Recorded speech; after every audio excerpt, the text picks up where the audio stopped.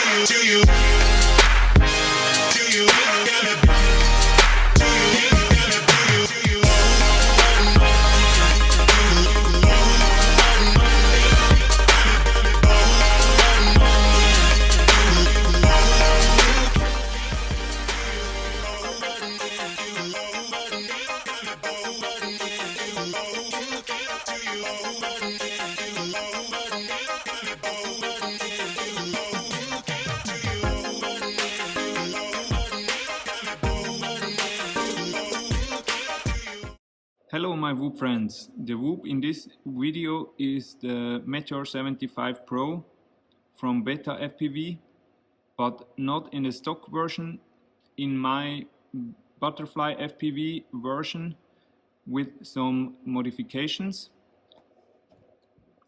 For example, some holes in the canopy as well as in the frame to make it lighter. Direct soldered motor cables to the board without motor plugs, AWG20 main cable, BT 2.0 main connector, titanium motor screws, and tiny Whoop pinch cam, as well as an OVX300 VTX from Happy Model. And that's about it. I do have some videos about those modifications and some other videos on my channel. Please check them out.